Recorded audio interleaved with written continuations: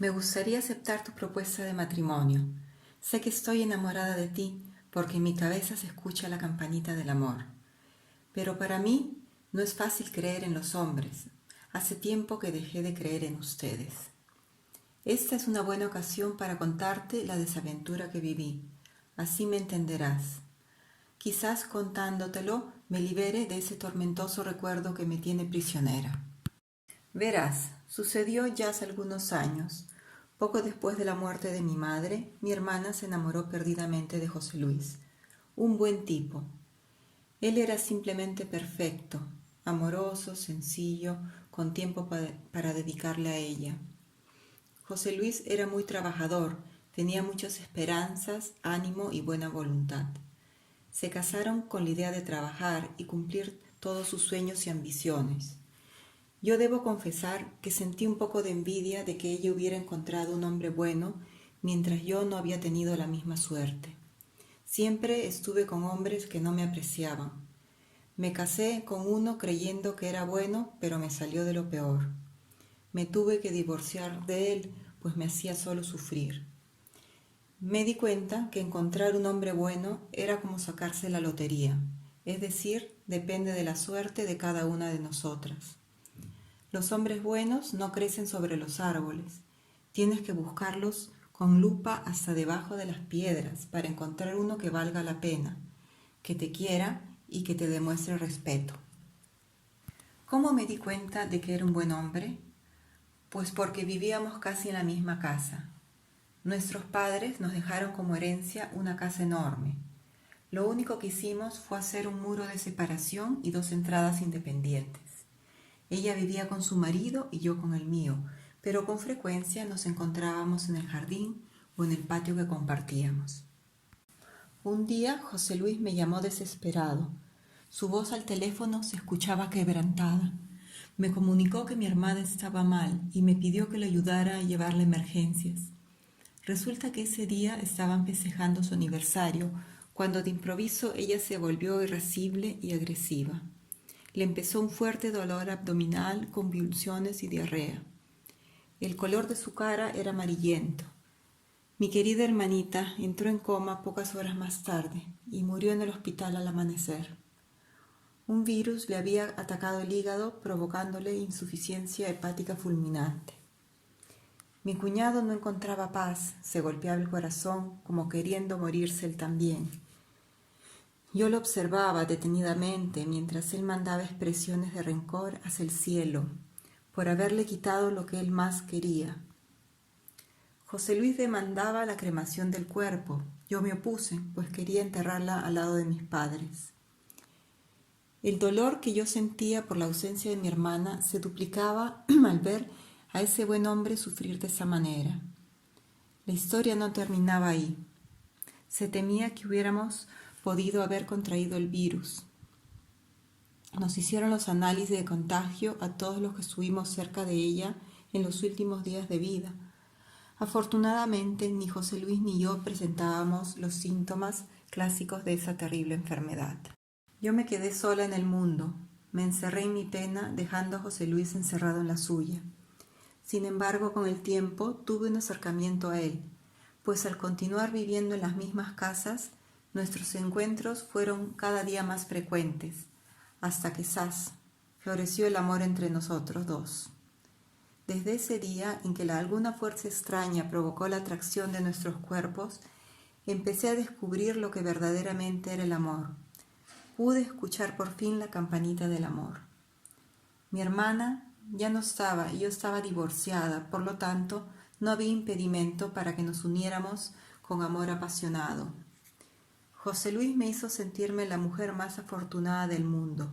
En pocas palabras, mi hermana me había dado como herencia su boleto ganador de la lotería. Yo también daba lo mejor de mí. Imagínate, empecé a ver los partidos de fútbol que yo tanto odiaba. No es que me interesara ver 22 tipos siguiendo sin sentido un balón, vestidos con esos ridículos pantaloncillos infantiles, y con un hombre de negro que mediante un silbato los controla para que no se peleen entre ellos. Por supuesto que yo aguantaba esas 2 horas solo para complacerlo. Era parte de los pequeños sacrificios que tenemos que hacer para complacer a la persona que amamos. día, sin imaginarlo absolutamente, la felicidad estaba por terminar.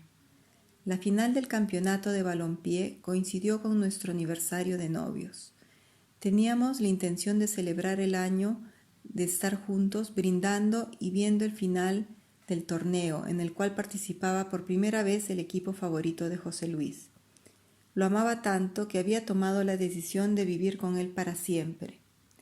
Después de la cena, le propondría eliminar el muro que separaba las dos casas para empezar a vivir juntos de una buena vez. Yo estaba en la cocina y estaba terminando de preparar un platillo utilizando una receta divulgada en internet. Puse el estofado a hornearse a fuego lento y activé el timer, el dispositivo que mide el tiempo de cocción. Regresé a la sala para estar con él. Faltando pocos minutos para que el partido comenzara, José Luis se ofreció a servir el vino para brindar por nuestro aniversario. Justo cuando José Luis me ofreció la copa y la alzamos para brindar frente al televisor, sonó la campanita del timer del horno.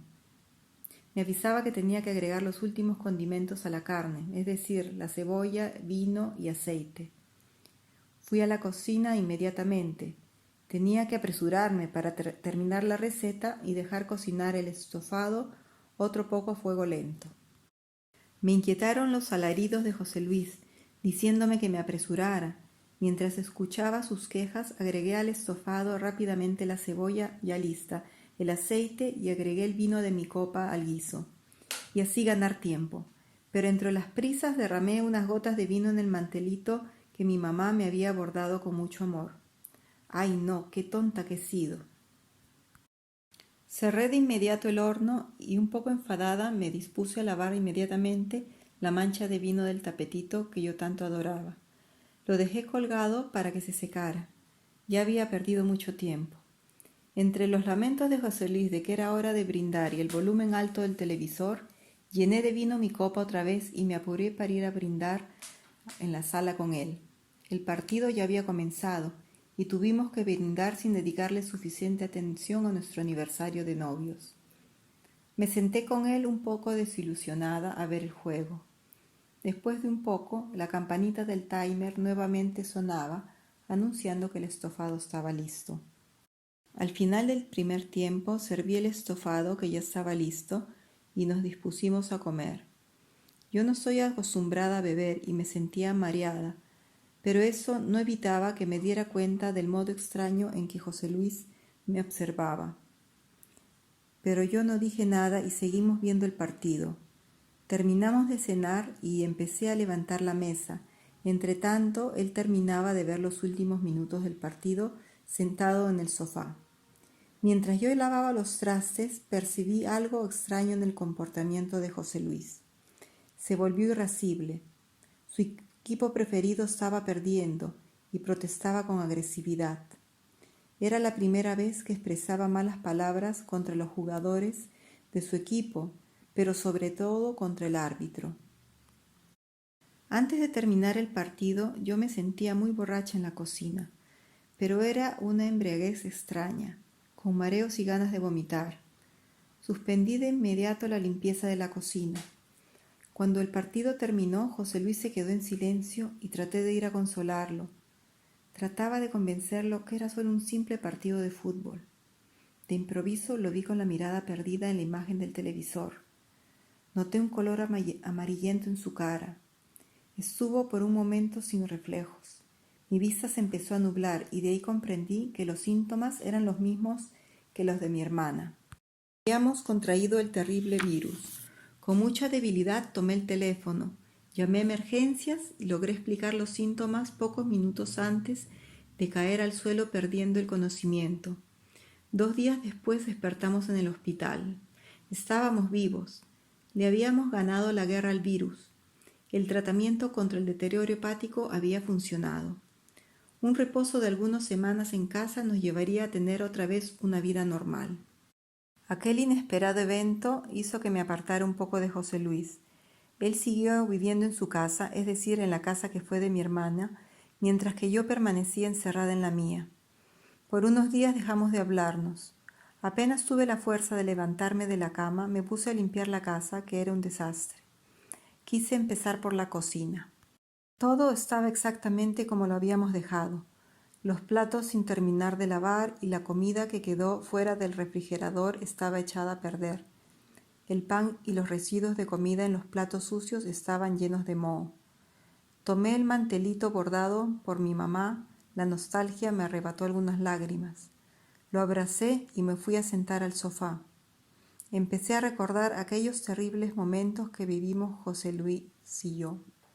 Quise secarme las lágrimas con el mantelito, pero noté algo extraño en él que me provocó curiosidad. En lugar de la mancha de vino, la tela estaba despintada, como si se hubiera gastado solo en el área de las gotas de vino. Traté de descubrir qué había ocurrido.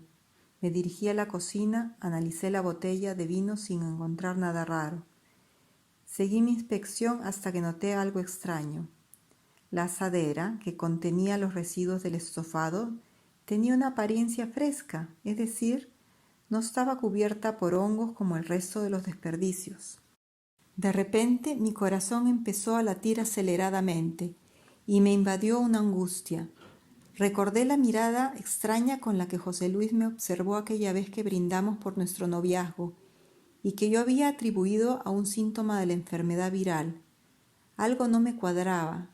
Tomé el teléfono para llamar a la policía. Las investigaciones empezaron de inmediato. Se hicieron análisis de toda la comida que había en la cocina, incluyendo los desperdicios y las bebidas. También mi mantelito fue decomisado por los investigadores. Los resultados dieron la existencia de trazas de compuestos tóxicos en el estofado que yo había preparado.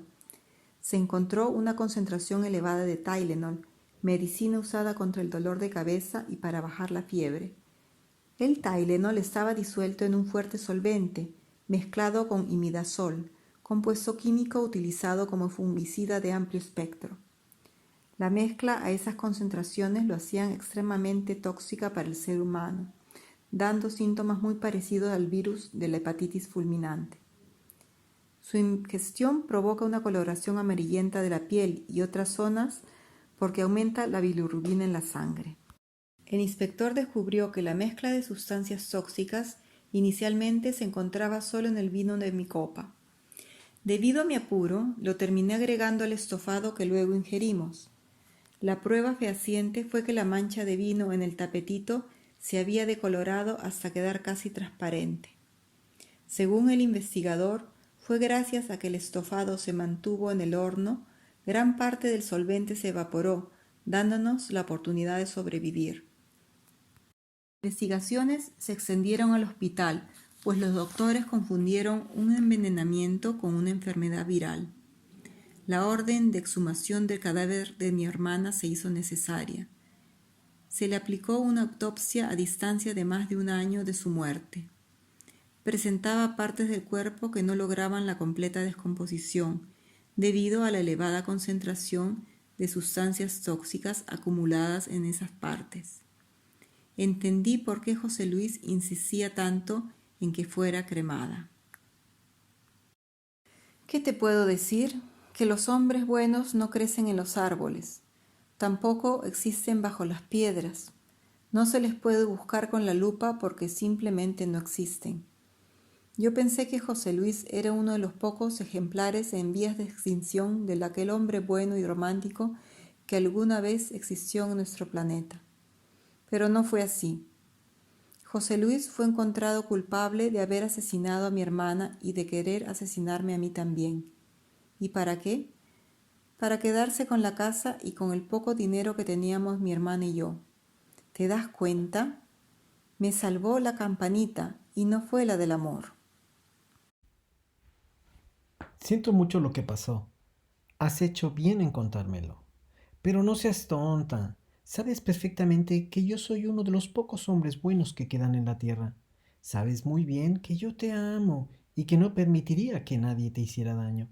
El que hayas encontrado un asesino en tu vida no quiere decir que todos los hombres lo seamos, ¿no crees?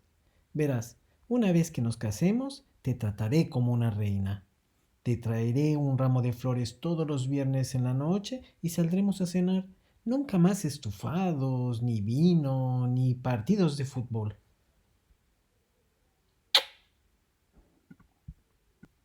¿Ya viste? Ese beso confirma que crees en mí. Seremos felices, ya lo verás.